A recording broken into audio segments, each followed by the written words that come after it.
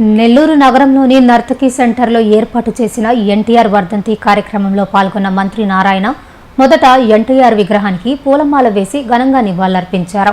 అనంతరం అక్కడ ఏర్పాటు చేసిన అన్నదాన కార్యక్రమంలో పాల్గొని స్వయంగా వడ్డించి తాను కూడా అక్కడ వారితో కలిసి భోజనం చేశారు.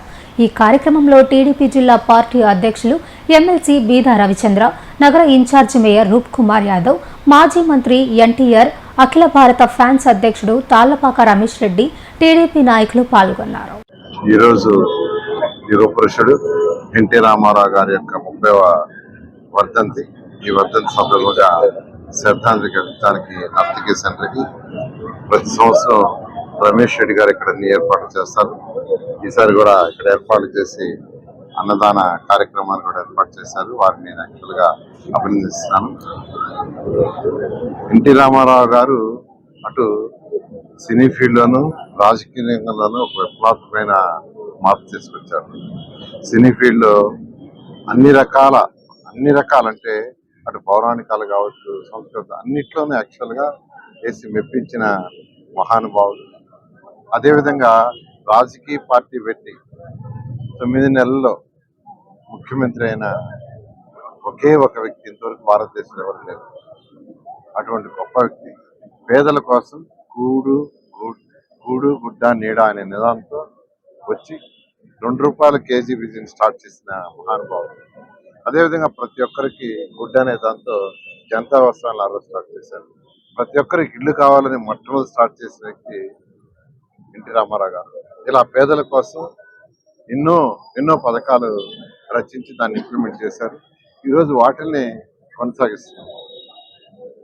అనేక ప్రభుత్వాలు కూడా ఈరోజు భారతదేశంలో వారు ఆ రోజు ప్రారంభించిన పథకాలని అనేక రాష్ట్రాలు ఈరోజు ప్రారంభించి ముందు తీసుకుపోతున్నాయి. వాళ్ళందరూ కూడా ఆదర్శం ఎన్టీ రామారావు గారు. అదేవిధంగా మహిళలకి ఆస్తిలో సగభాగం కల్పించింది కూడా ఎన్టీ రామారావు గారు. ఈ విధంగా భారతదేశంలో అటు రాజకీయ రంగంలోనూ మరియు సినీ రంగంలోనూ విప్లవాత్మక మార్పులు చేసి తెలుగు ప్రజల యొక్క తెలుగు వాళ్ళంటే ఒకప్పుడు యాక్చువల్గా చాలా చిన్న చూపు చూసేవాళ్ళు. వాళ్ళ ఆత్మగౌరవాన్ని నిలబెట్టిన మహానుభావుడు.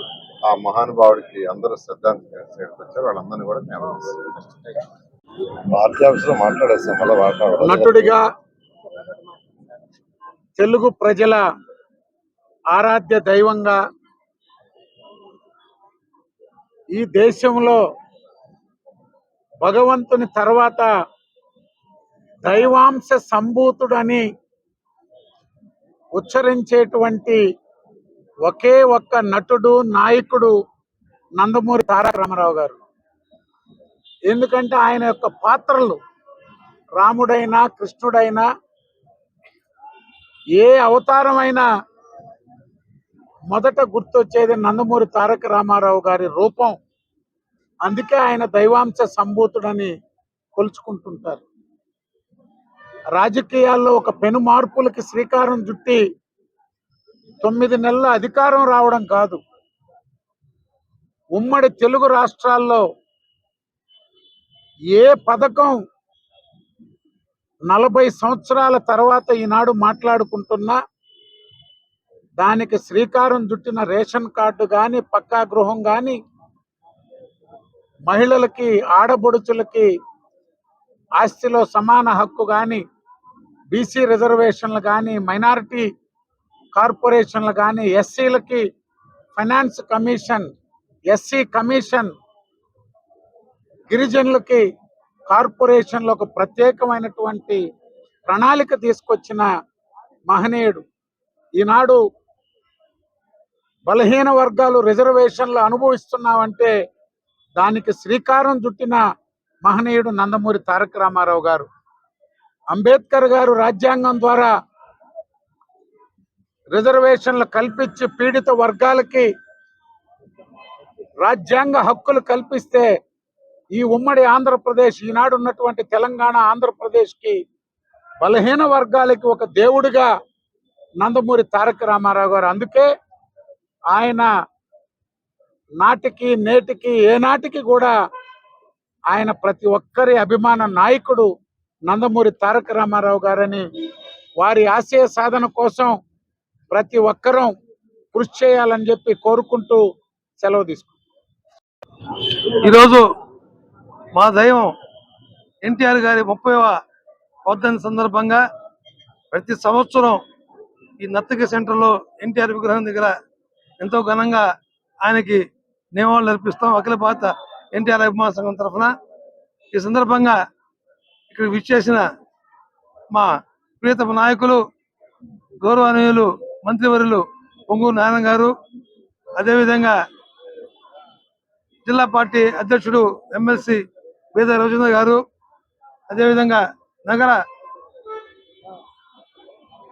మేయర్ రూప్ కుమార్ యాదవ్ గారు, అదేవిధంగా ఇక్కడికి వచ్చేసిన పట్టాభిరామరెడ్డి మరియు తదితరులు అందరూ కూడా నమస్కారాలు చేస్తూ, ముఖ్యంగా ఈ కార్యక్రమానికి ఎంతో ఆనందంగా ఉత్సాహంగా పెద్దానికి నివాళులు అర్పించాలని చెప్పి వచ్చిన నందమూరి అభిమానులందరూ కూడా నా హృదయపూర్వక నమస్కారాలు తెలియజేస్తున్నా. ఈ సందర్భంగా ప్రతి సంవత్సరం నేను చెప్పేది ఒకటే, ఈ భారతదేశంలో భారతదేశ చరిత్రలో ఇటు సినీ రంగంలో కానీ అటు రాజకీయ రంగంలో కానీ ఆయనకి సాటి ఎవరు లేరు. సినీ రంగంలో చూస్తే ఆయన పోషించిన పాత్రలు సాంఘికం కానీ, పౌరాణికాలు కానీ, అదేవిధంగా జానపదాలు కానీ, చారిత్రాత్మకం కానీ ఎవరు కూడా ఏ నటుడు కూడా ప్రపంచంలో పాత్ర పోషించాలి. అదేవిధంగా ఒకే నటులు ఒకేసారి 9 పాత్రల్లో ఒకేసారి 3 పాత్రలు కనపడి ఇటు హీరోయిజము రాముడుగా, ఇటు రావణాసురుడుగా విలన్గా కూడా, అదేవిధంగా కృష్ణుడుగా, అదేవిధంగా దుర్యోధనుడుగా విలన్గా మెప్పించిన ఘనత ప్రపంచంలో ఎవరికి లేదు. ఆ విధంగా అనితర సాధ్యమైన రికార్డులు ఏ వ్యక్తి కూడా, ఏ నాయకుడు కూడా, ఏ నటుడు కూడా సాధించిన రికార్డులు సాధించాడు. అదేవిధంగా రాజకీయాలకు వస్తే 9 నెలల్లోనే పార్టీని స్థాపించి ఈ భారతదేశంలో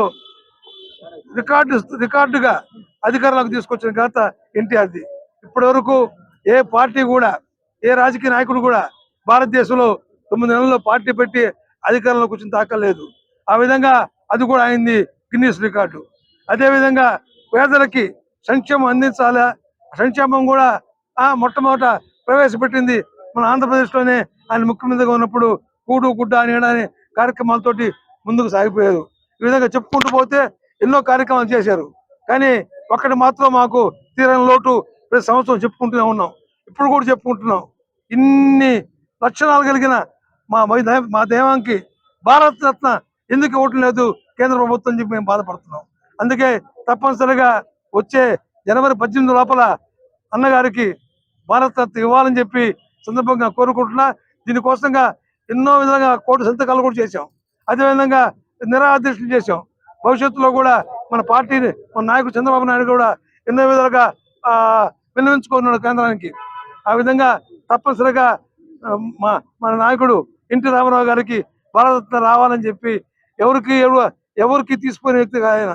అలాంటివి ఎవరెవరికో ఇచ్చినారు భారతరత్న. వాళ్ళ గురించి, వాళ్ళ పేర్ల గురించి నేను ప్రత్యేకంగా చెప్పక్కర్లేదు. సినీ రంగంలో కూడా ఇచ్చినారు. అదేవిధంగా ఆయనకి ఇవ్వని దాన్ని అభిమానులుగా అఖిల భారత ఎన్టీఆర్ అభిమాన సంఘం తరఫున మేము చింతిస్తున్నాము. అది తప్పకుండా సాధించాలని చెప్పి సందర్భంగా